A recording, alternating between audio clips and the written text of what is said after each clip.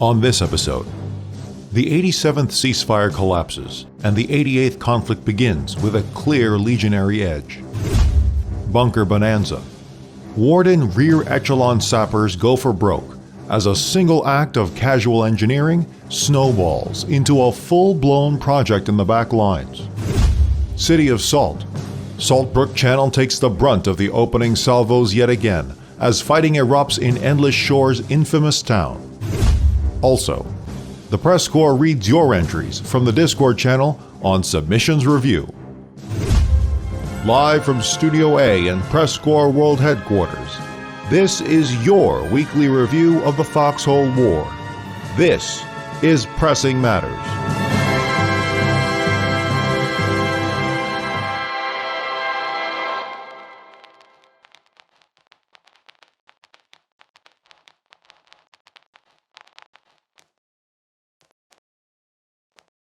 Good morning, afternoon, or evening. For the PressCorps, I'm Everett Way. Here in the 88th conflict of the Foxhole War, it's day 194. The Colonial Legion appear to have an upper hand in the opening days of this new North-South war, taking major cities across the front line, as well as a big leap into the northwest and center regions. The combined deaths so far total 875,000, with the Warden suffering 10% more casualties across the board. The region with the highest combined death count currently is Endless Shore at over 133,000 reported casualties. For tech on the field, the Warden Huber Exalt 120mm artillery cannon has been employed across the warfront, though the most armor action has been seen between the O'Brien Gravekeeper armored car with its effective anti-tank cannon, and the King Gallant scout tank with its 30mm all-purpose cannon. These explosive options have helped hold the line against Colonial advances, who have been using the Javelin model half-track. It's a default for most frontline pushes at this point. Now, the half-track is on both sides are capable of hot-swapping weaponry on the field. It's a vehicle platform that has seen renewed versatility with mechanized infantry groups, from the 30mm infantry support gun to the more anti-infantry focused Lamentum machine gun. In the opening days, the Colonials have swept major cities like Jade Cove, Abandoned Ward, and Saltbrook Channel. The Legion has also made progress in the northwest region known as Nevish Line, where Warden forces have been attempting multiple counterattacks to dislodge the Colonials with varied success. Overall, the Empire have stonewalled the advance at the Scrying Belt and have recently retaken Princefall Relic Base to the south. In the east, the Wardens are currently holding regions of Marbin Hollow at Maiden's Vale, where combat is currently happening, and in Godcrofts at Axehead, with the open fields of Weathered Expanse in between as their major defensive line. And now on to our weekly stories. In the Siva Valley war zone, destruction is a guarantee, which makes garrison building and the engineers that do it all the more valuable for protecting territory. Many soldiers answer that call to protect, and for this group of backline engineers working for the Warden Empire, they have taken that call possibly harder than any other engineering corps has seen in this conquest thus far. PressCorps Warden correspondent Sam Clease has more. War 88, Day 110, Base in Shonok. Finn Golfin and El Convict of the Warden CH Regiment are discussing their plans for the day when El Convict gets an idea. He was talking about it last night as we were just hanging out in our Discord call. He was talking about some ridiculous suit Medline. And everyone was just frontlining or doing laundry or whatever. And Convict keeps talking on about this meme project he's gonna do, and my reaction was, bruh, that sounds like suffering, why would you do that? That day, this man went down to the north of Cartel and began building bunkers relentlessly. His goal? To build as many as possible. I didn't think it was gonna get this big. I thought I'd do 50 and I'd be done. Anti-Scene and Psoriasis, they both came over to help, and then it kind of just snowballed from there. Originally, it was a pet project by the CH members, but slowly, people began to hear about the attempt. People just kept going, hey, can I help? And I said, sure. and we just got more shovels, and it turned from a little project into this monstrosity. Soon, it was a dedicated team building bunker after bunker. However, some members preferred the project to be kept quiet. If on one side you don't want the entire fucking world to know, because one guy can come up with an anon and fuck you over. I mean, that's what people do in Foxhole sometimes. But surprisingly enough, it stayed alive for a really, really long time. Even with like Warden Unity Hub and Sigil and Foxhole Discord talking about it. These men were 100% dedicated to creating a record, even at the cost of their own mental health. I just checked. I broke around about 10 p.m. last night Eastern, so about 14 hours ago. And I spent longer than that actually scouting, so I probably spent around 20 from start to now. Oh, I haven't slept yet. No, I'm questioning why I haven't slept yet now. What the hell? When questioned if the bunkers would see any use in the war effort, I was met with nervousness from the members. I mean, it would draw attention away from everything else for a few minutes, just so they could walk over there and question what we were doing for the last 2 days. Eventually, the bunker complex grew massive to over an estimated 10,010 bunkers individually. It was so massive, in fact, that several builders went MIA and are still missing to this day. At one point you got lost in there. Yeah, I was like, bro, where the fuck are people? See, he says to us when he's below us, he says, alright, I'll be up there in a few minutes. Then 20 minutes later, we see in region chat, help, I'm lost. The team consisted of members of CH, CL, Spud, One Cab, Krieg, Logi, and Dig, all of which contributed massively to the end result.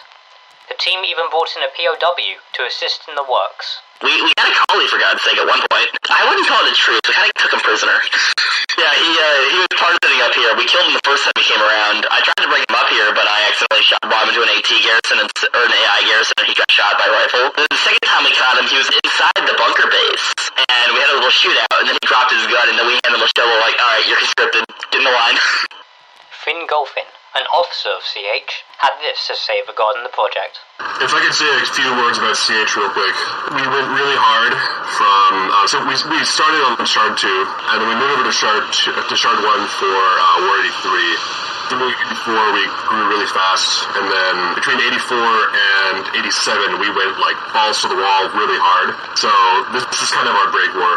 People are playing, but casually, you know, we don't have a clan base. We're not really doing any ops. We're taking it easy this war. So this is just kind of our fun op. So unfortunately, disaster struck.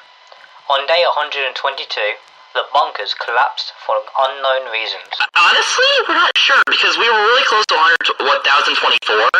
So there's two theories. One, decay, which is what I'm leaning into because I was expecting it to happen from when it started, because we hadn't researched tech small garrison. The other theory is that it might have been overflow error of some kind, because 1024 is one of the relevant numbers. The 1010 bunkers were no more, and all that remained were its ruined foundation. As I interviewed them, One Cab Mark spotted me and shot me from behind, mistaking me for Colonial. Miraculously, I survived the revolver round to the back of the head and was able to get away. The only thing I can say is that this just shows what you can accomplish when you get a bunch of idiots together with shovels and a general sense of what they feel like doing. You know, my teammates. Or... What the fuck? This is Sam Clease. With the PressCorps, I have permanent brain damage.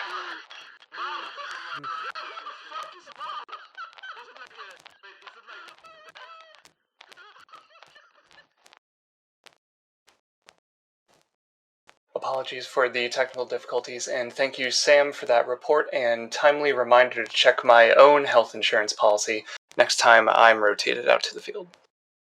And now from Cuttail Station we go... I'm sorry, no health policy? No policy? How the hell? Okay, never mind.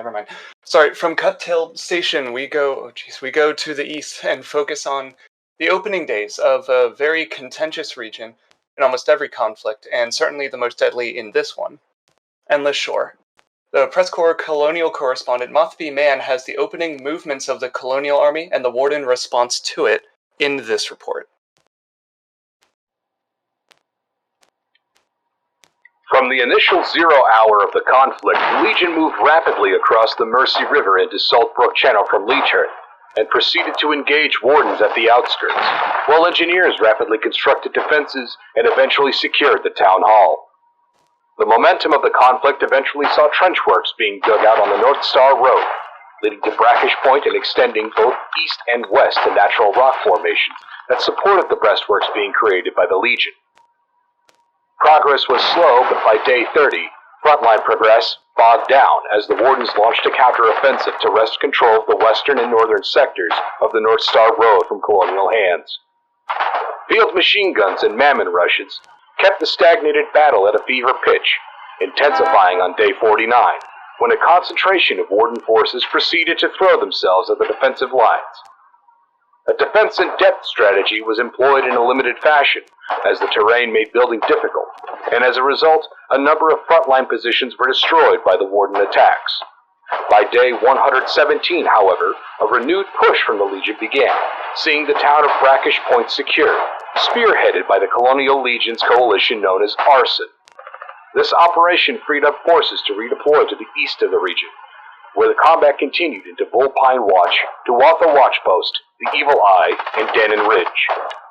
When approached for comment about the operation, a member of the coalition simply replied, "ISG, go Burr." Combat pace slowed once again at Bullpine Watch, as the heights there gave the Wardens a tremendous sightline to defend with. However, in the last few days, another limited offensive was aimed at capturing Denon Ridge, which was successful. Having cut the Warden lines into two sectors, they are now connected by different regions. Bullpine Watch with Blared Expanse, and the Evil Eye and Tuatha Watchpost with Godcrofts, respectively. As of reporting on day 136, combat at Bullpine Watch has turned into trench warfare once again, as the Wardens begin fielding prototyped armor cars to face down Colonial tankettes, with infantry holding small patches of ground in between. The war in Endless Shore shows no signs of coming to an end, as despite losing most of the ground to the Legion, the Wardens show no signs of wavering in their attempts to regain control of this sector. Reporting from a trench near Bullpine Watch, I'm Moth B. Mann. This story was reported to us on day 147 of the war, and now on day 194. Currently, the Colonials have advanced through Bullpine Watch, as well as the Tuatha Island in the east. Kali's now holding the entirety of Endless Shore. Coming up next, we have a submission from another journalistic publication, but first we are legally bound to air these commercials. Say what you will about them, but these goods and services support our show. Stay tuned for our submissions review next. Skip the 90 days of officer candidate school and attain your officer's degree from the accelerated mail-in officers boot camp at the University of Callahan. Do you really need to spend 3 months learning how to drive a brigadier general around? Why blow out your voice in a training exercise when you're going to yell at the NCOs anyway? Are enlisted really people? Sign up today and we'll make weapons training optional. Excellence is elementary, really elementary, at the Accelerated Mail-In Officers Boot Camp from the University of Callahan. Come on down to Wacky Wally's Used Colonial Vehicle Resale.